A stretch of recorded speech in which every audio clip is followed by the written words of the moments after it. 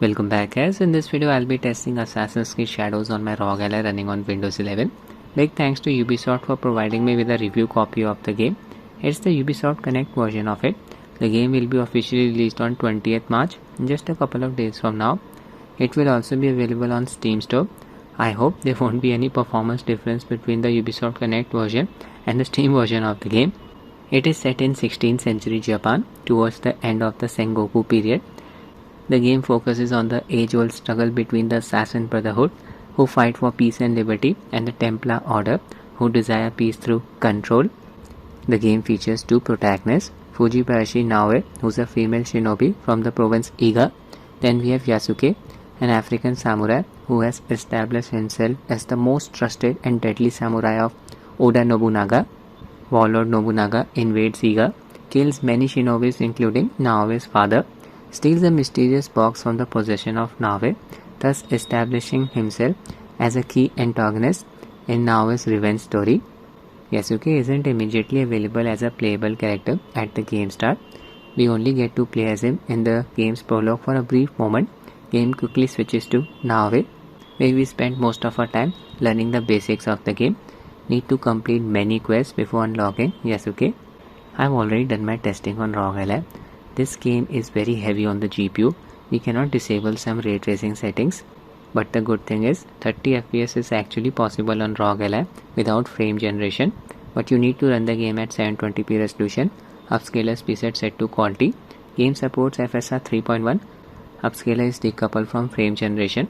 I'll be combining XeSS version 2 upscaler with FSR 3.1 frame generation.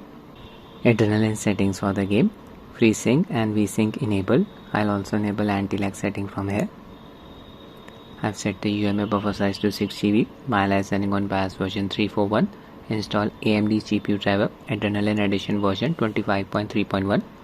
Using a 30 watts manual profile, all three power values set at 30 watts. 900p resolution CPU boost disabled. Connected my 8-bit to Ultimate 2C controller to Ally via 2.4 GHz wireless mode. Launch the game. Installed on an SSD. Game size is around 109 GB. Games menu. Here you can see the different Assassin's Creed games. Select Shadows. Naoe, our character. In-game settings. Display mode set to borderless window. Aspect ratio 16:9. In-game VSync off. Resolution set to 900p. No FPS cap applied. Dynamic resolution disabled. Upscaler type. I'll select XeSS. FSR upscaler makes the game will look a bit blurry during motion. Using the upscaler's quality preset. Would not recommend using presets lower than quality. Make the image quality look a bit blurry. Frame generation disabled for the timing. Also show the base performance. Motion blur and chromatic aberration disabled. Apply. Scalability settings. First we have ray trace global illumination. Cannot disable this setting. I'll just set it to diffuse hideout only. Now this setting will only work in a hideout. A hideout is basically a base of operations. Overall preset set to low. Ray tracing quality again cannot be disabled. BVH quality low. Scroll down. Texture streaming pool set to low. Available VRAM 6GB. Estimated VRAM usage 5.5 GB.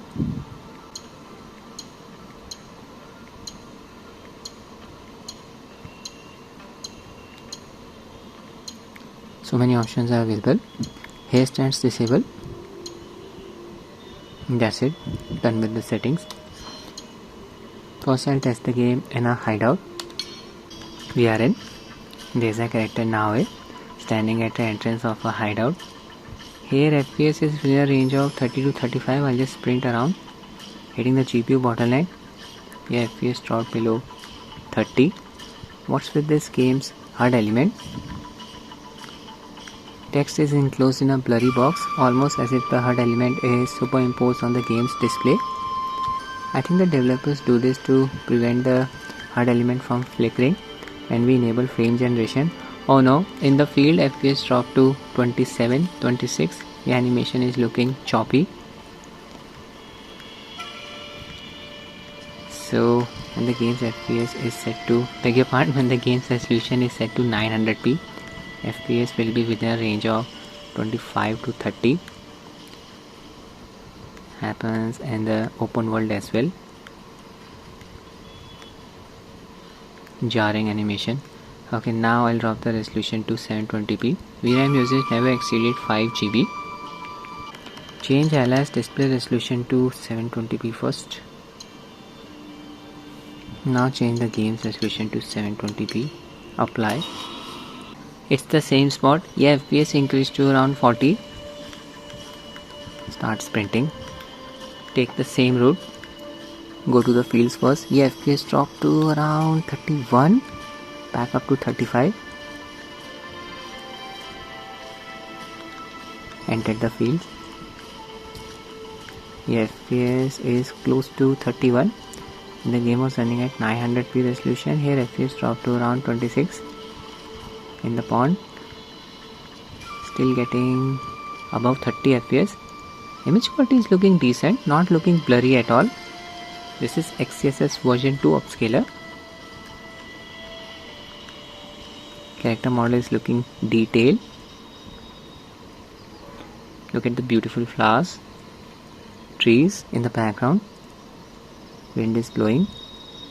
Frame pacing graph, mostly a flat line. You can improve the frame pacing by enabling FSR frame generation. I'll showcase this. Restart destination.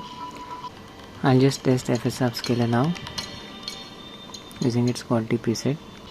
Just observe this fence here. I'll move the camera around. The fence is looking a bit pixelated. See? There shouldn't be a noticeable difference in performance between FSR and XeSS. FPS is close to 30 here. Parkour skills up now in the field. Getting 30 FPS. With XeSS we were getting around 31 FPS, so not a big difference in performance. Okay, I'll just switch to XeSS now. Showcase this fence.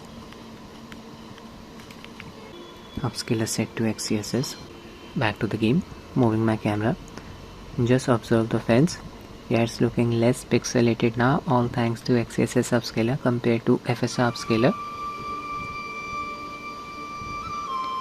Now I'll enable FSR frame generation. We'll combine it with XeSS version 2 upscaler. Frame generation, set it to FSR. FPS increased to around 60. Can observe the added amount of smoothness. Look at that frame pacing graph, almost a flat line. There were a few hiccups here and there when we were running the game without frame generation. Not happening now. I'll run through the field. FPS with frame generation enabled should stay within the range of 50 to 60 here. Game is running so smoothly. 55 FPS. Check out the real world input delay. It's manageable. Game's HUD elements are not flickering. No artifacts around the character model.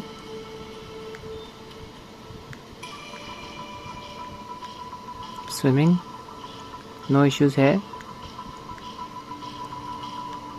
Close to 60 FPS. Made to the hideout. There you go. So it's highly recommended to use FSR frame generation, at least on Rog Ally. It fixes the frame pacing issue. Okay, now I'll leave this place. Showcase the open world. And this is a hideout, base of operations. I cannot call my horse here. Go to the exit.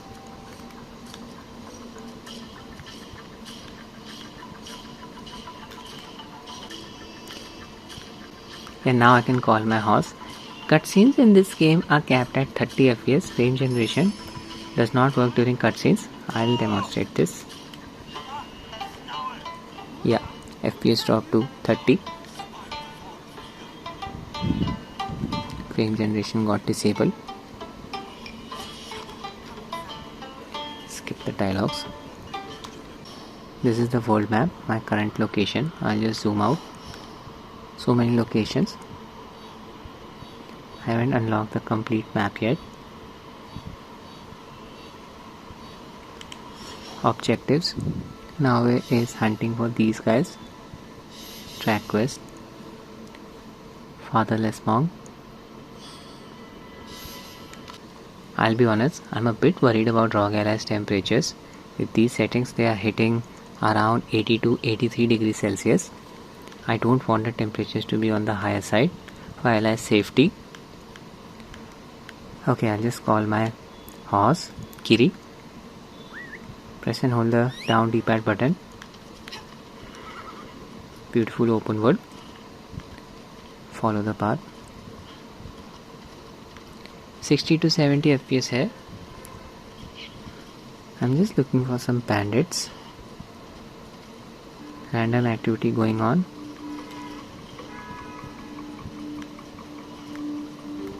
Sprint.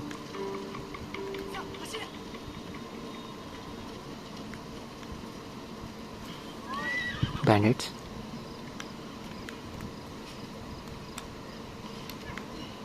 Dismount. Take out this guy. Assassinate. Lock onto a target. Block by holding the L1 key. Parry by pressing the L1 key right before our enemy's attack lands, just like this. Standard attack by pressing the R1 key. Heavy attack by pressing the right trigger. Oh no, I should have dodged that attack when our enemy's weapon flashes red. So good performance even during combat, as you can see. That was close. 1 HP. Consume my ration to restore my health. We also have kunais, throwable items. Break enemy stance by performing a charged attack. Use my kunai.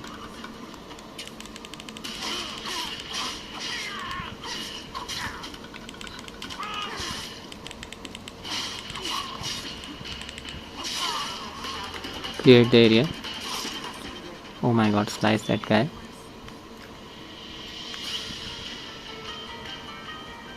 Calling my horse. Pathfinder mode. It basically guides us towards our objective. There it is. See the white line? Follow the path. Okay, now I'll load another area. I'm literally sitting on the top of Osaka castle, observing the environment. Point of interest. Check out the scale of this map. Quite big. 80 FPS here. Game is running so smoothly.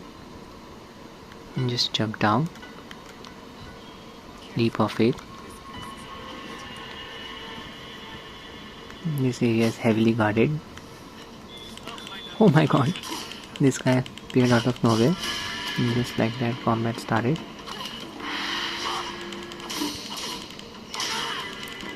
Dodge at the last moment. Staggered the enemy. And this enemy has a high level. Level 6. Currently I am at level 5. Should be able to kill him. There you go. Samurai Daisho killed. Can use a hook to scale the buildings just like this. Scan the area. Everyone is not alerted, so we can use the stealth approach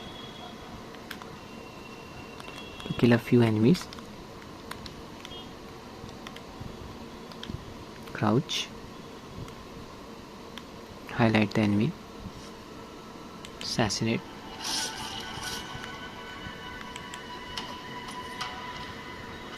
So the pre-release performance is good on Rog Ally. Game is definitely playable.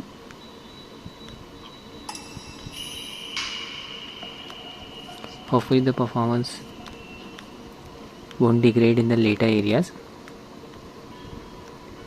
I will be covering the later areas as well. 2 guys, just engage in melee combat.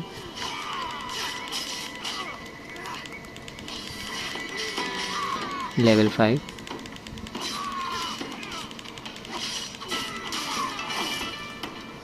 No hitching at all. VRAM usage is close to 4.9 GB. Didn't exceed 5 GB. 4900 MB now. That's it for the video guys. I hope you find it useful. Thanks for watching and have a nice day.